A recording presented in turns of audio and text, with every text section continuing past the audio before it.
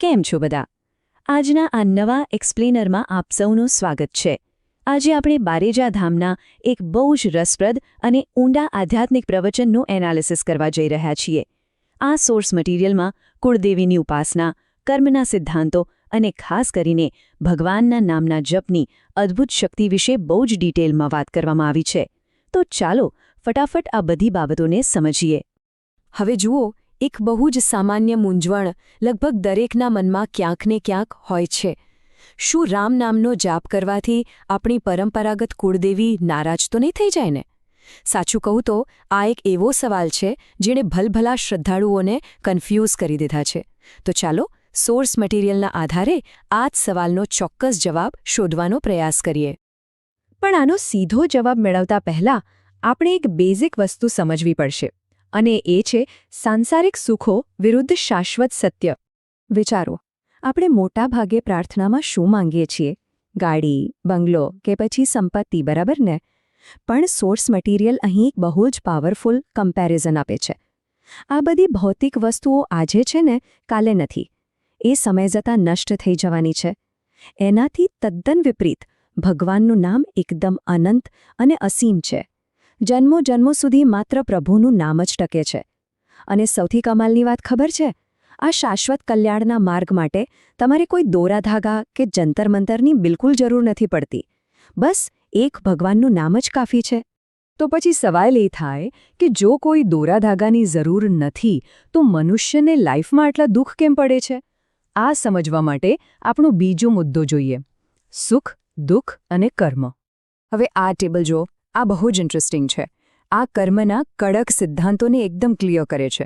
એવું સમજો કે દુઃખ એ બીજું કંઈ નહીં પણ માત્ર પૂર્વના કે આ જન્મના પાપ કર્મનું જ રિઝલ્ટ છે. અને સુખ? સુખ એ પૂર્વના પુણ્યનું ફળ છે. આનો સીધો અને સિમ્પલ અર્થ એ છે કે કોઈ દેવી દેવતા, ગ્રહો, નક્ષત્રો કે ખરાબ ચોઘડિયા આપણને ક્યારેય નડતા નથી.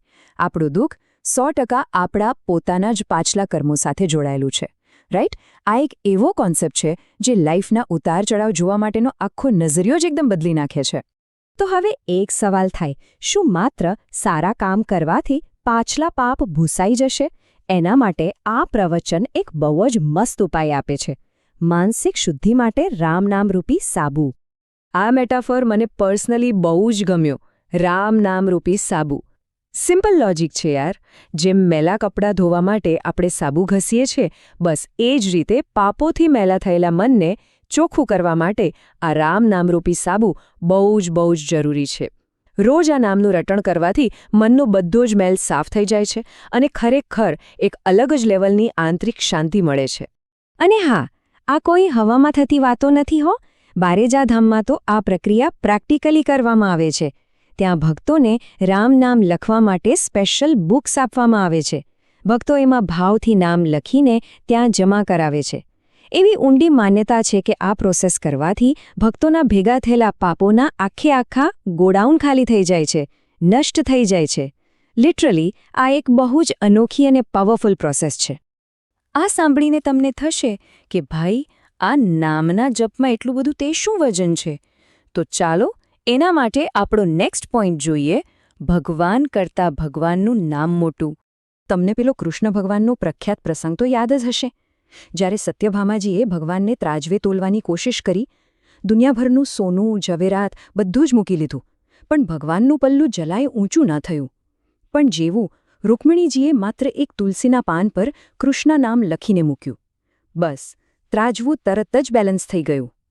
કોઈ ચાન્સ નથી કે દુનિયાની કોઈ પણ સંપત્તિ આ પ્રભુના નામના વજનની બરાબરી કરી શકે. અને આવું જ કંઈક અંગદજી સાથે પણ થયેલું. રાવણની સભામાં રાવણને બહુ મોટો અહંકાર હતો કે એણે તો બધા ગ્રહો અને કાળને પણ બાંધી રાખ્યા છે. પણ અંગદજીએ જ્યારે માત્ર એકવાર રામનું નામ લઈને પોતાનો પગ જમીન પર ખોડ્યો ને, ભાઈ સાહબ, લંકાના મોટા અને બળવાન રાક્ષસો પણ એ પગને સહેજ પણ હલાવી નહોતા શક્યા. આ છે રામ નામના પ્રતાપનું સૌથી મોટું અને એકદમ પ્રત્યક્ષ બળ. ઓકે, તો હવે આપણે આપણા પેલા ઓરિજિનલ મેઇન સવાલ પર પાછા આવીએ, જે આપણે સ્ટાર્ટિંગમાં વાત કરી હતી ને, કુળદેવીની મૂંઝવણ અને એનો સાચો ઉકેલ.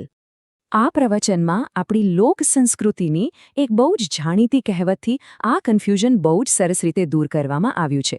તમે કદાચ સાંભળ્યું હશે, જ્યારે કોઈ ભુવાજી ધૂણતા હોય ત્યારે માતાજીનું સત્ય પારખવા લોકો શું કહે છે? માતા, તું રામ ભેગી થા. આનો સીધો મતલબ એ છે કે આખા બ્રહ્માંડની તમામ દેવી દેવતાઓનું જે અલ્ટિમેટ સત્ય છે ને, તે રામ જ છે. સો બોટમ લાઇન એ છે કે જ્યારે તમે રામ નામનો જાપ કરો છો ત્યારે તમારી કુળદેવી બિલકુલ નારાજ નથી થતી. ઉલટાનું એ સૌથી વધારે ખુશ થાય છે, કારણ કે તમે સીધા એમના જ પરમ સત્યની ઉપાસના કરી રહ્યા છો. છે ને એકદમ માઇન્ડ બ્લોઈંગ વાત? તો હવે જ્યારે આપણને આટલું મોટું સત્ય સમજાઈ ગયું છે, તો આપણે ખરેખર પ્રાર્થનામાં શું માંગવું જોઈએ? ચાલો આપણા છેલ્લા મુદ્દા પર જઈએ. સાચી પ્રાર્થનાનો સાર. આ મુદ્દાઓ ખરેખર નોટ કરવા જેવા છે અને જીવનમાં ઉતારવા જેવા છે. રોજ સવારે ઉઠીને માત્ર પૈસા, પ્રમોશન કે મિલકત માંગવી એ કંઈ સાચી અને શુદ્ધ પ્રાર્થના નથી. સાચી પ્રાર્થના તો આ કામચલાઉ ઈચ્છાઓથી ઘણે ઉપર છે. સોર્સ મટીરિયલ પ્રમાણે ભક્તોએ શું માંગવું જોઈએ? શુદ્ધ ભક્તિ, એકદમ પવિત્ર મન, ખોટા સંગનો ત્યાગ, લોભ અને અભિમાનથી છુટકારો, શુદ્ધ વાણી અને હા, હંમેશા બીજાનું ભલું કરવાની ભાવના.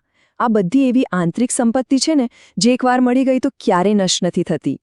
અને એવું બિલકુલ નથી કે આ બધી પ્રાચીન વાતો માત્ર પુસ્તકોમાં જ રહી ગઈ છે. જરા આ આંકડો જુઓ, 100 કરોડ. આજના આ ફાસ્ટ અને ડિજિટલ યુગમાં એક મોબાઈલ એપ દ્વારા ભક્તોએ રામનવમીથી લઈને માત્ર અમુક જ અઠવાડિયામાં 100 કરોડથી વધુ રામ નામના જાપ પૂરા કર્યા છે. Just imagine. આ આંકડો એ વાતની સોલિડ સાબિતી છે કે આ શાશ્વત સત્ય આજે પણ લોકોના હૃદયમાં કેટલું જીવંત છે. તો આજના આ એક્સપ્લેનરના અંતે હું તમને એક બહુ જ ઊંડા વિચાર સાથે છોડી જવા માંગુ છું. જરા વિચારજો, જ્યારે આપણે આપણું પૂરું ફોકસ કામચલાઉ ભૌતિક ઈચ્છાઓ પરથી હટાવીને આવા શાશ્વત સત્ય પર લગાવીએ છીએ, ત્યારે આ સાચી પ્રાર્થના આપણા જીવનના સુખ અને દુઃખના આખા અનુભવને કેવી રીતે મૂળભૂત રીતે બદલી નાખતી હશે? છે ને વિચારવા જેવું?